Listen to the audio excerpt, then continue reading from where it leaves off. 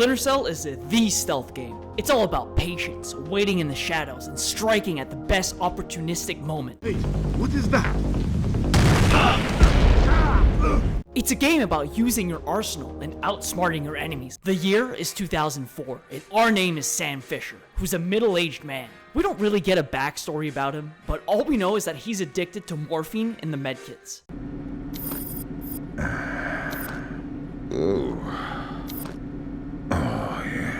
We're part of the CIA's third echelon, and our mission is to take down Georgia's president, Kobayan Nikolats, which for the sake of brevity, we're gonna call Nico for the rest of the video. Not to be mistaken with Georgia. I just want to make sure we're talking about Georgia. Now, we obviously can't go into the battlefield without proper boot camp. And this here is where we climb ladders, crawl pipes, scaling fences, and hey, yo! Oh, and by the way, not once, and I repeat, not a single time am I gonna use this move right here. You're about to touch down in Georgia.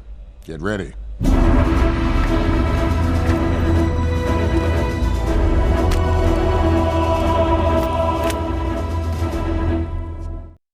What the fuck?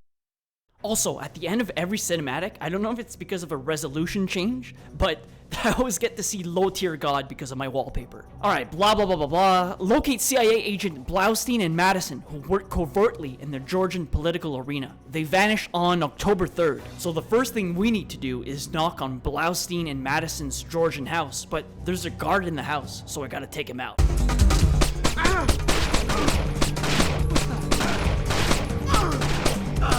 Hey Sam, looks like you should have focused more on target practice instead of working out your glutes to show off, eh? And when we walk inside the apartment, it's fully ransacked, but we find his secret streaming setup. Dang! What's the news? Blaustein's heart stopped beating 43 hours ago. The subdermal went offline 6 hours after he died. The last active position was in a police station a few blocks away. And on the way to the police station, we eliminate some of Nico's men. Stop right there, criminals!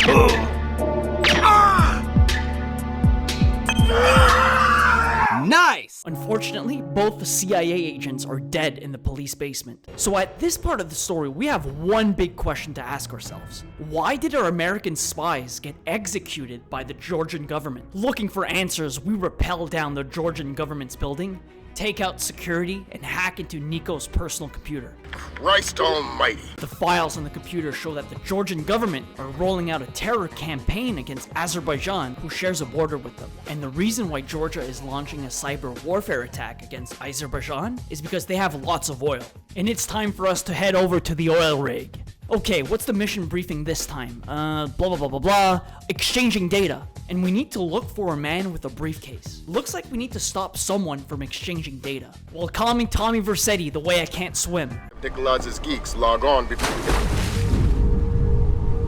We stealthily make our way onto the oil rig and eliminate every commando one by one, until we find the last man standing and he meets the same fate as all of his other work colleagues. And again, you don't really have to kill him. I watched other gameplays on YouTube and everyone else just knocks him out and that's it. I think I played way too much Counter-Strike and I need my first round CT side USP headshot fix. Breaking news, there's an emergency press conference by the United States president because the Georgian president launched a wave of remote technology-based terror attacks against the US. And the main reason? I don't know, he's just kinda jealous of the USA or something. And we will no longer accept the tyranny of the United States. In 2025, a cyber attack is not the end of the world. It happens every day. Look, the PlayStation servers went down a couple days ago.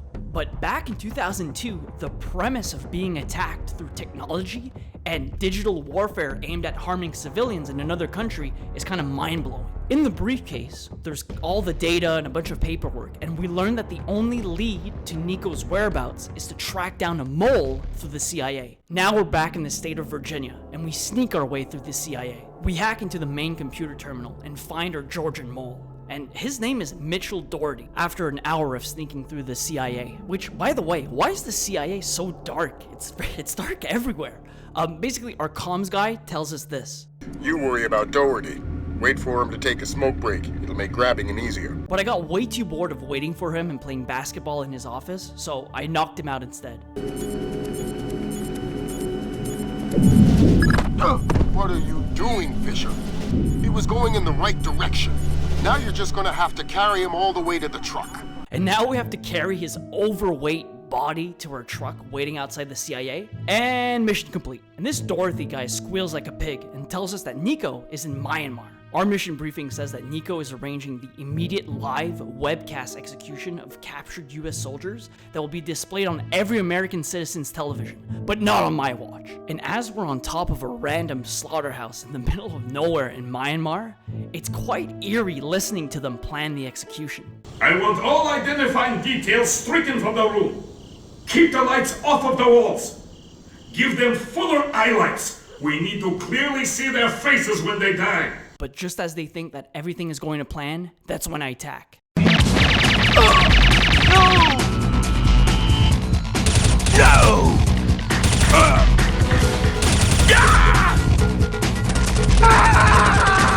Great!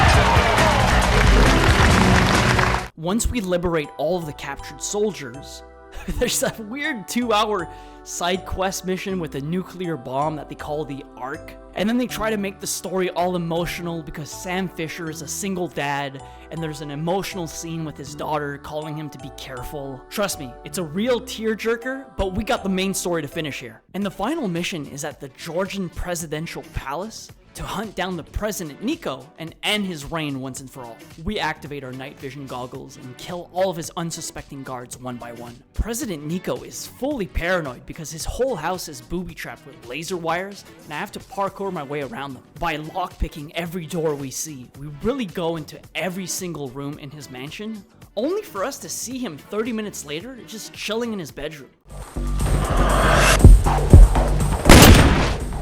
Sharp work, Fisher. And yeah, just like that, it's game over. I really enjoyed the game, but my Gen Z dopamine-addicted brain had a lot of trouble with some of the stealth portions in the game, because all I wanted to do is just whip out my USP and get a bunch of headshots. But you can't always use lethal force, and sometimes when you do that, the mission restarts, and it's really frustrating. My God, Fisher, have you gone insane? The mission's over. One really underrated thing that I love about this game is that when you click some of the settings, it sounds exactly like scoping in into the op in Counter-Strike.